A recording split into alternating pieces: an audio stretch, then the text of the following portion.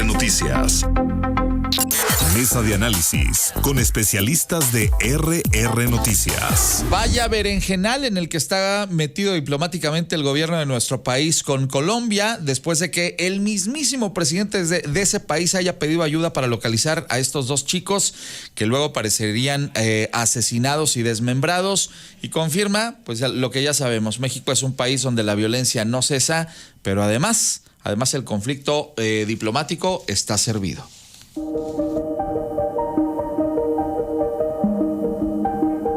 El asesinato de 2 ciudadanos colombianos en México ha encendido tensiones diplomáticas entre ambos países, al colocar en la mesa no solo la exigencia de justicia, sino también la responsabilidad del Estado mexicano en la seguridad de los extranjeros. Este crimen, ocurrido en un contexto donde la violencia ligada al crimen organizado no da tregua, expone la fragilidad de las garantías de protección que ofrece México a quienes visitan o residen en su territorio. En este sentido, el caso trasciende lo meramente policial y se convierte en un asunto político y diplomático que genera dudas en la relación con Colombia. Desde Bogotá, las autoridades ya han manifestado su preocupación y la presión para obtener respuestas claras podría derivar en reclamos formales que pongan a prueba la cooperación en materia de seguridad e inmigración. Para Colombia no se trata solo de un incidente aislado, sino de una obligación moral y legal de proteger a sus connacionales en el exterior, enfrentando la disyuntiva de mantenerse en un tono de diálogo diplomático prudente o de escalar sus exigencias hasta niveles más firmes, lo que podría tensar la relación con la administración mexicana. ¿Hasta dónde podrá este caso impactar la relación entre México y Colombia si las investigaciones no ofrecen resultados convincentes?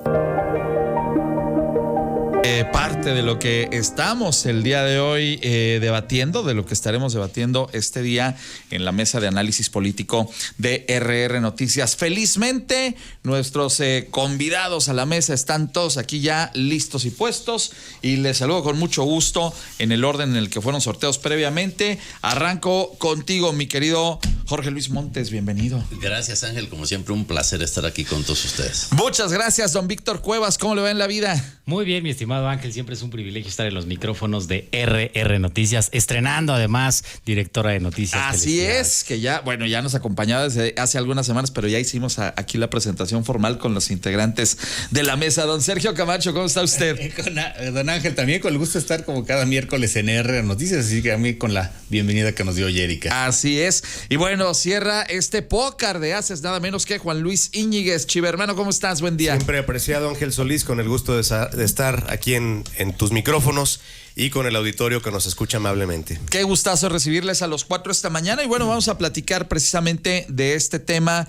Qué lamentable, para empezar, y en qué circunstancia han puesto al gobierno de México el hecho de que sea el presidente de una nación el que tengan que tuitear, tengan que poner: oigan, les encargo ahí en México, traigo desaparecidos a 2 chavos, a ver si me pueden ayudar a buscarlos. Imagínense a qué nivel estamos. Y claro, pues con las consecuencias que eso tuvo, sobre todo ahora sabiendo que pues prácticamente desde los primeros minutos el presidente colombiano tuiteó.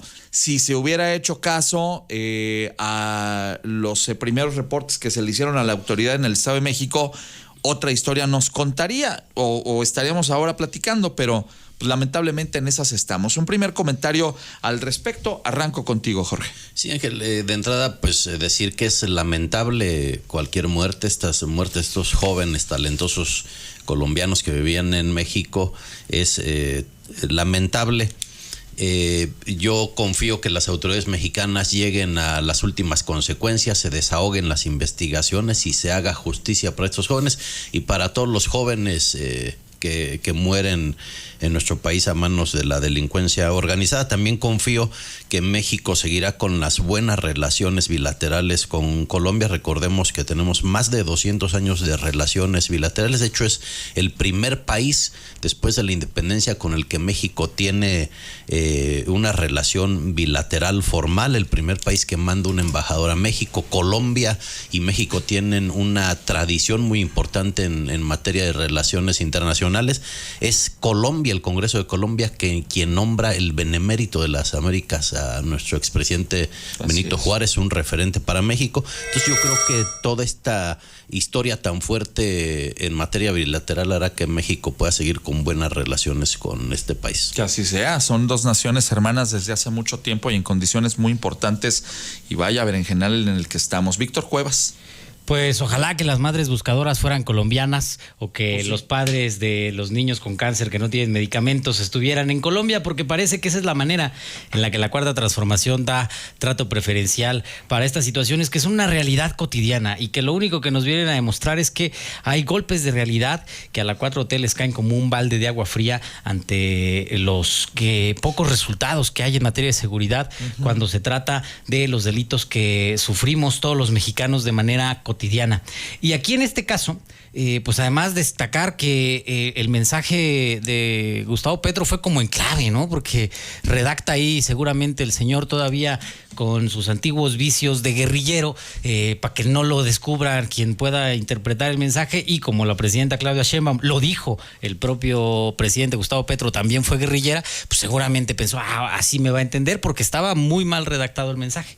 Pero de fondo lo relevante es eso, porque hay trato preferencial cuando viene de un mandatario extranjero afín a los ideales de la Cuarta Transformación. Sí, porque además acuérdate que se siente medio poeta don Gustavo Petro, ¿eh? No nos olvidemos de eso. Sergio Camacho, voy contigo. Sí, Ángel, mira, coincido con lo que comenta Víctor, ¿no? En la cotidianeidad, desafortunadamente en México nos hemos acostumbrado a esto, ¿no? Los índices de homicidios, vamos teniendo años de más de 40,000 homicidios al año, y vamos que se han modificado por ahí las cifras que se maquillan luego con desaparecidos para ver cuántos desaparecidos no son homicidios, y bueno, total que esta es la cotidianidad. Pero se hace nota, como dicen, ¿no? Porque se habla de extranjeros, ¿no? Pero en su momento tuvimos lo de San Fernando, lo de migrantes asesinos, los turistas australianos también el año pasado, claro. En Baja California, en Cancún, donde también chicos norteamericanos también. Sí, claro, ¿no? Y en Quintana Roo, donde los homicidios siguen creciendo año con año. Y hablo por los centros turísticos, pero más allá de eso, bueno, pues sabemos que el crimen organizado ha generado toda esta ola de violencia que el gobierno no ha podido frenar o no ha querido frenar. Y en el caso de lo de Petro, bueno, pues cada quien fiel a su estilo. Petro también un populista que hace sus mensajes y sus comunicaciones en los medios que él cree que le genera renta política. Bien, muchas gracias, mi querido Sergio. Juan Luis Iñiguez. Sin dudarlo, estimado Ángel, coincidir con los compañeros con relación a la lamentación sobre estos hechos que no debieran de ser tan cotidianos. Y que evidentemente, bueno, pues no es que uno coincida con una figura como el presidente Petro, como si Colombia estuviera rebosante de paz y allá no ocurrieran estas cosas. Pero es una realidad que dentro de esta exposición de ideas, coincido con Víctor, difusas, pues hay una frase que a mí sí, en lo personal, me hace sentido, que es esta en la que menciona que más jóvenes asesinados por una política antidrogas que no es precisamente una política contra los narcotraficantes. Y eso es una realidad.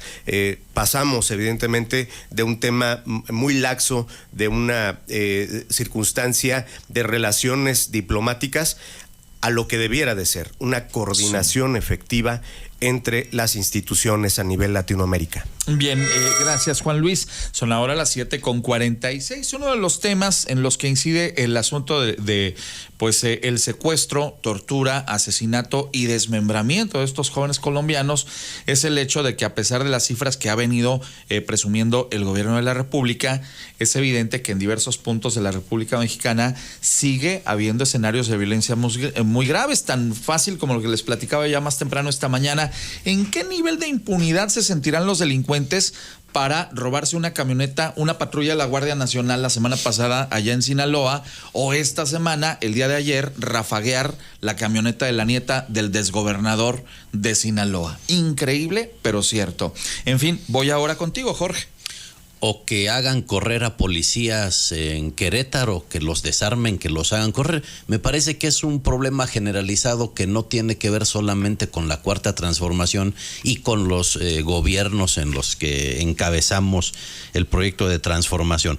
No cabe duda que hay dificultades importantes en la materia, como esto que se acaba de decir, pero no podemos negar también que los índices delictivos, sobre todo en alto impacto, han tenido una disminución, han venido a la baja, sobre todo con la presidenta Claudia Sheinbaum. Recordemos que hay una estrategia muy importante con 4 ejes principales: el reforzamiento de la Guardia Nacional, con lo que se acaba de decir, seguimos teniendo la razón que hay que fortalecer la Guardia Nacional, la coordinación con los 3 niveles de gobierno es importante, ir a las causas es algo fundamental para que podamos ir terminando con esta problemática de violencia en el país, y también el tema de la inteligencia, que ha dado resultados importantes a la cabeza de Omar García Harfuch. No podemos negar que ha habido resultados en materia de seguridad, pero también no podemos negar que falta todavía por hacer. No, y es cierto. Es más, lo dijo hace unas horas el embajador de Estados Unidos en nuestro país, con respecto a pues la laxitud con que se manejaban en el sexenio del expresidente López Obrador. Sí se nota que en el sexenio de la presidenta Sheinbaum están trabajando en combatir a los narcotraficantes. Hay un cambio de estrategia, es responsable el señor García Harfuch y eso no lo podemos quitar, pero del otro lado también es cierto que los números siguen dejándolos en evidencia. ¿O tú qué piensas, Víctor?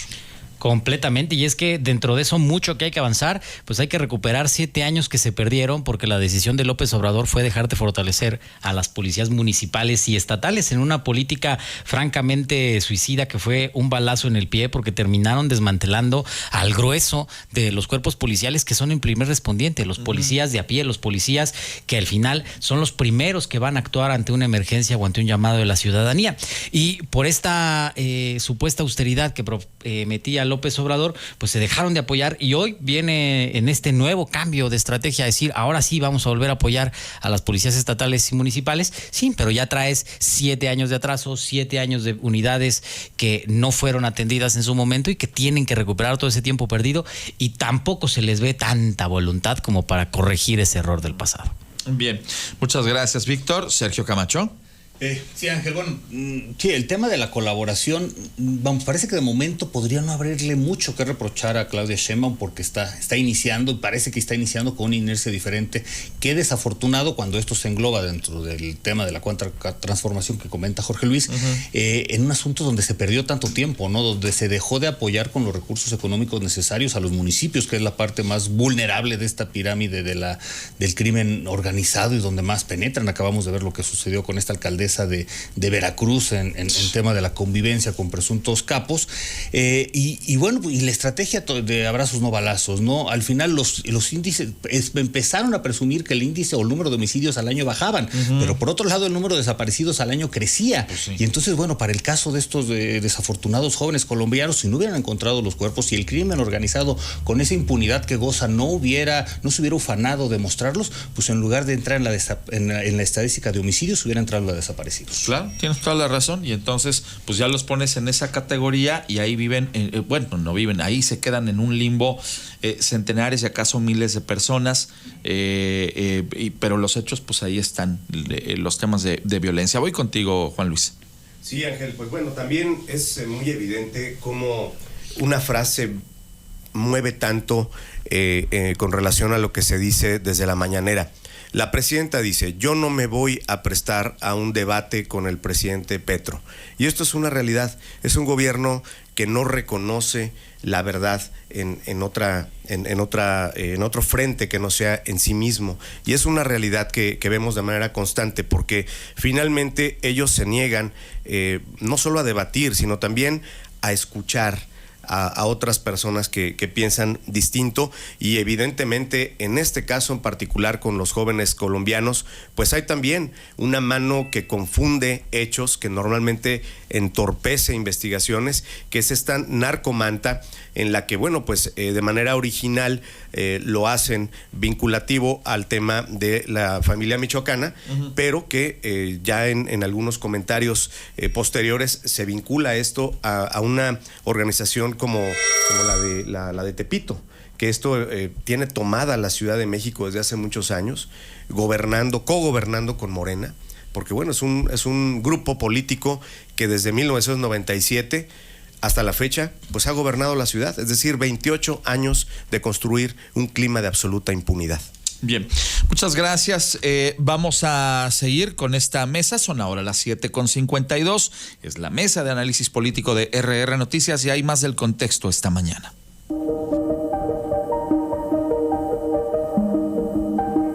Para la opinión colombiana, resulta inaceptable que sus ciudadanos se conviertan en víctimas recurrentes de la inseguridad que atraviesa México. Y para la sociedad mexicana, el hecho de que los crímenes contra extranjeros se sumen a la larga lista de hechos violentos internos revela un problema de fondo que el gobierno federal no ha podido resolver: la capacidad del Estado de garantizar seguridad a todos, sin distinción de nacionalidad. Estos matices pueden abrir un frente incómodo para el gobierno de Claudia Sheinbaum, justo cuando busca proyectar estabilidad y liderazgo en el plano internacional. La diplomacia latinoamericana atraviesa un momento en el que la unidad regional es clave frente a los desafíos globales: migración masiva, crimen transnacional, narcotráfico y cooperación económica. Sin embargo, casos como este pueden minar la confianza mutua, sembrar recelos y generar una narrativa de desconfianza en la relación entre México y Colombia. ¿Será este un punto de inflexión en la manera en la que ambos países abordan la protección de sus ciudadanos, o quedará como un expediente más en la larga lista de hechos que se olvidan sin consecuencias reales? Gracias a Sole Serrano por estas cápsulas de contexto. Y sí, me quedaba yo un poco reflexionando sobre este tema, diciendo cuánto nos va a durar la indignación de Colombia y la preocupación por los ciudadanos extranjeros, pero al mismo tiempo, bueno, los extranjeros sí los cuidamos, pero los de aquí de adentro no, y entonces seguimos con esta ronda de cruces que vemos todos los días, con innumerables actos de violencia en varios puntos del país donde, reitero, pues este asunto de la presencia de la delincuencia organizada no cesa. En fin, voy ahora contigo, Jorge Luis Montes. Yo diría que no extraña la reacción del presidente Petro en la defensa de sus ciudadanos, como haría cualquier presidente de su país.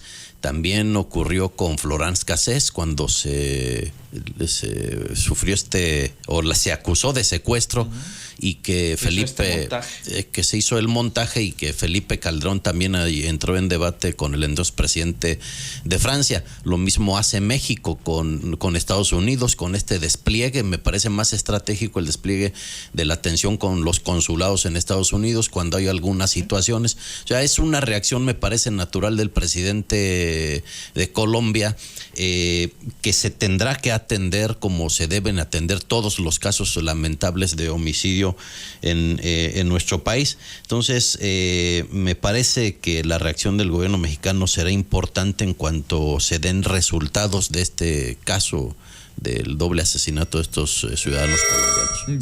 Bien, gracias, Jorge. Voy contigo, Víctor. Bueno, dice Jorge Luis que por ser el presidente colombiano, pues es natural su respuesta y natural la respuesta que da la presidenta Claudia Sheinbaum. Yo me pregunto si hubieran sido algunos ciudadanos peruanos, si la respuesta hubiera sido la misma. Seguramente no. Y es que al final, detrás de todo esto está este sesgo ideológico en el que nos trata de meter Morena y sus aliados ideológicos con los que pretende hacer bloque, que al final, pues la gran reflexión a nivel nacional debería ser si la presidencia de la República, ya como presidencia, no como partido, debería de obedecer precisamente a estos criterios ideológicos en el trato que le da a los ciudadanos mexicanos y también a los ciudadanos extranjeros. Y yo estoy convencido de que no debe de ser así. Al final gobiernan para todos y así debería de ser en colectivo y no establecer estas diferencias. Y retomo lo que decía Juan Luis sobre la impunidad, porque quizás es el gran reflejo que se manda al escenario internacional y al concierto de las naciones. Y para muestra tenemos a Adán Augusto. Me parece que en cualquier otra democracia del mundo, que tu coordinador de los senadores esté acusado, como lo está hoy Adán Augusto, de estas situaciones a través del cártel de la Barredora y su secretario de Seguridad, era por lo menos para que renunciara a la coordinación de la bancada mayoritaria, y si no, que pusiera a disposición su curul, y lo vemos al señor bastante tranquilo. Dijo doña Florinda, ni sufre ni se acongoja. Sergio Camacho. Sí, Ángel. Mira, pues, sí, hemos platicado mucho de la corrupción y de la impunidad, ¿no? Y que precisamente esto ha generado estos enormes avances del crimen organizado en su ola de violencia, entre otras cosas. Y bueno, pero dentro del asunto del asunto de Petro y la presidenta Claudia Sheinbaum, bueno, pues creo que desafortunadamente, dentro de lo terriblemente cotidiano que vivimos en México por la violencia, esto puede quedar en lo meramente anecdótico. Yo creo que Petro, fiel a su estilo populista, busca el cómo dar la nota, el buscar los medios de comunicación donde se influye en la opinión pública, donde se pone en la palestra y vamos, hace eco de un hecho desafortunado para, yo creo, beneficiarse a su persona, a su perfil, ¿no? Y la presidenta en este caso me parece correcto, que hace bien de no debatir con Gustavo Petro. Creo que incluso no se haya sido parte de las razones de no asistir a la cumbre de la ONU en estos días, porque hay veces que vamos, con los populistas, como hubiera sido con un presidente López Obrador, con el mismo Donald Trump, que lo ha estado evitando en esta situación de los aranceles, hay veces que estar debatiendo con alguien que no entiende y que no va a cambiar su postura no tiene caso. No vimos ahora con el desafortunado suceso de Charlie Kirk, que decían que era un estupendo debatiente, pero nunca lo movías de su punto, ni lo hacías reflexionar. Qué barbaridad. Bueno, Juan Luis Íñiguez.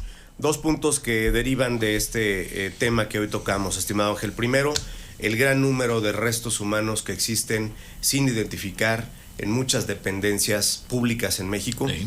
Y también la dolorosa labor de un padre y una madre que se tienen que convertir en buscadores, porque también los hay, muchos padres que están en esa lucha, no solo las mamás, ambos lo hacen y lo hacen con una pala, con el corazón roto, buscando con esperanza, quizá cada vez más limitada, la posibilidad de encontrar a un ser amado, y que bueno, se encuentran también con la no menos dolorosa circunstancia de la estigmatización social, del olvido de la autoridad o de la amenaza del crimen organizado. Y eso es algo que sin duda alguna debiese de generar una conciencia nacional sobre esa sensación que nadie quisiera sentir.